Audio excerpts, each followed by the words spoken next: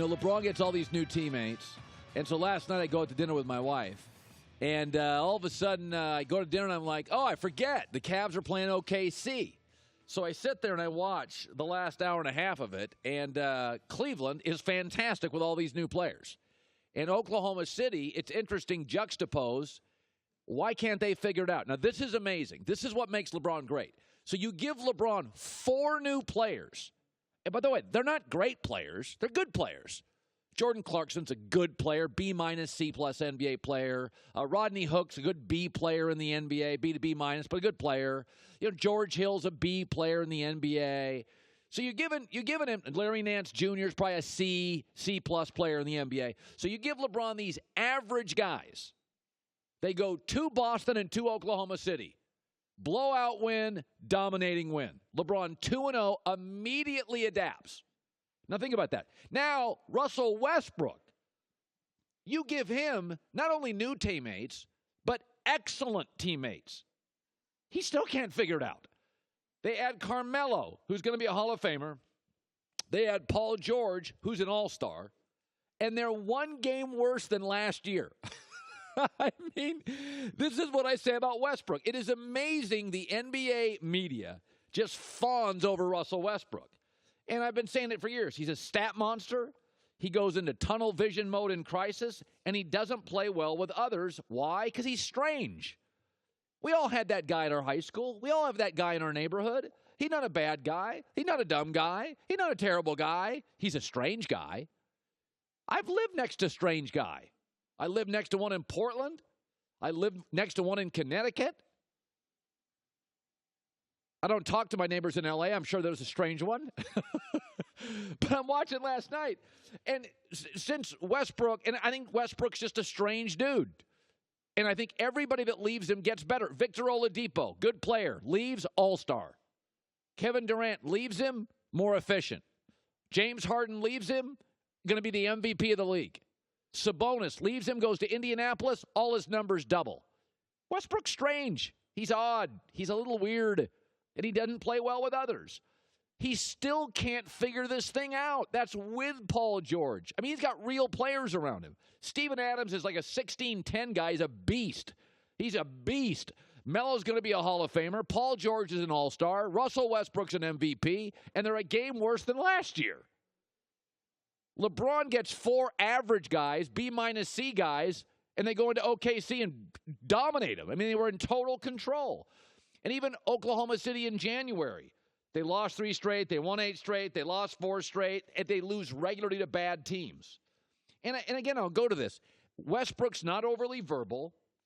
He doesn't adapt particularly well because he's rigid. It's all the things we've worked with somebody like this. They're not real great at communicating. They're kind of rigid. They're kind of stuck in their ways. They're smart as hell and really talented, but they're odd, and they don't work well with others. And it's funny because Chris Paul and James Harden, I predicted they were going to be a home run. They're 27-1 together.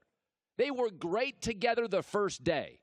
Why? Because they're verbal. They're communicators, and they're not odd. By the way, Kyrie in Boston. Kyrie goes to Boston. All that new stuff's worked immediately. LeBron gets new guys, instantly works. Westbrook still can't figure it out because strange guy can't. He's hard to play with.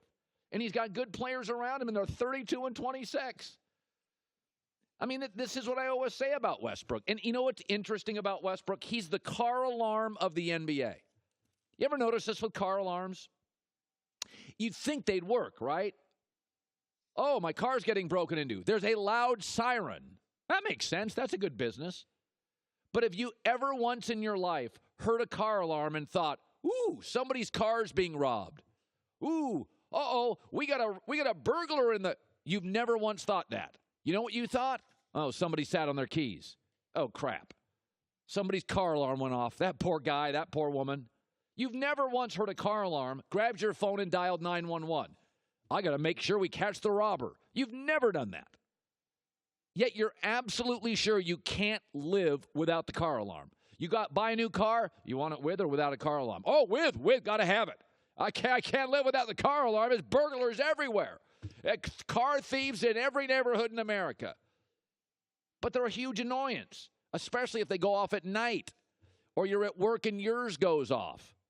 Has your car alarm ever gone off? You go outside and there's a note on your windshield. Hey, jerk, fix your car alarm. You kept us up at night.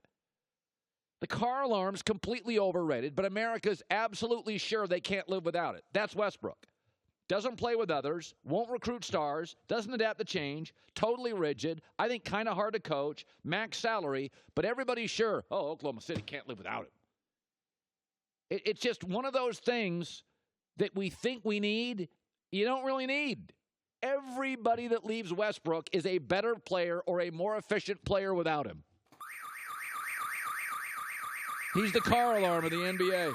Oh, I don't know how you live without it. Burglars everywhere. How do you live without Westbrook? MVP gets 9.5 rebounds as a guard. All these new teams. Kyrie with a bunch of new guys. Instantly great. LeBron, new guys. Instantly great. Chris Paul, Harden. Instantly great. Westbrook, he's had all these good players. He can't work with any of them. He can't. Oladipo's now an all-star. Sabonis goes. Sabonis has doubled his numbers.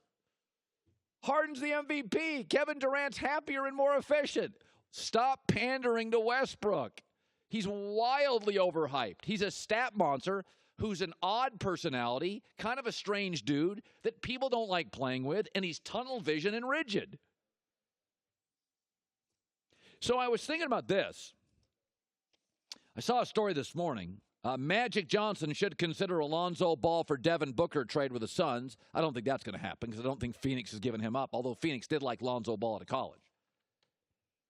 But I was thinking about this. So LeVar Ball, I've always been kind of a believer that LeVar Ball is just a goofy loudmouth. But he got 3 Suns into UCLA, so I'm not going to judge him. I didn't do that. That's pretty impressive. That's quite an accomplishment. Now, he screwed it up since then. But he's got 2 of his sons are in Lithuania playing against goats, and Lonzo's now not playing, and LeVar's making demands to Magic Johnson that you got to take his sons or he's going to move Lonzo, and I'm not sure LeVar even understands the way contracts work. But anyway, I was thinking about this morning, and I hope Magic Johnson, I think he knows this, and I hope he tells LeVar this. If Lonzo Ball got traded, outside of maybe 4 or 5 teams, we would not talk about Lonzo Ball. Some of you text me, tweet me, you're like, Colin, you talk a lot about Lonzo Ball because he's a Laker. That's why I talk about Lonzo Ball. He's a Laker. And yes, if he got traded to the Knicks or to LeBron's team or the Warriors or maybe the Celtics, we'd still talk about him. But LeVar Ball's business, as far as I can tell, is seeking attention. That's what LeVar Ball's trying to do to build BBB brand. He needs attention. He needs eyeballs. He's punching up. He wants you to react. Well, if LeVar Ball is seeking attention to build his brand, he's making potentially a horrible mistake. Because if Magic Johnson is tired of these threats and realizes LeBron will not play with this circus, Lonzo Ball would disappear overnight from my radar if he moved to all but about 5 teams. There's no question I'd cover him if he was a Knick. And I'd cover him if he played with LeBron or Golden State. And probably with the Celtics, you'd watch because how would LeVar, Danny Ainge, Boston's culture, how would it work? But remember, Lonzo Ball is not a dynamic player. And he's not very verbal. He doesn't talk much. He's only interesting to a large degree because he's a Laker. I mean, don't get me wrong. Babe Ruth was interesting and the Yankees were. Mickey Mantle was interesting. A-Rod was interesting and the Yankees were. But Scott Brocious is not interesting unless he's a Yankee. And to this point, Lonzo's like a 9-point-a-game guy who's not healthy and not overly dynamic. I like his game. But this is much more about him fitting with the Lakers than just him. If Lonzo was in Sacramento, Orlando, New Orleans, Phoenix, Portland, Denver, he's not getting any national pub.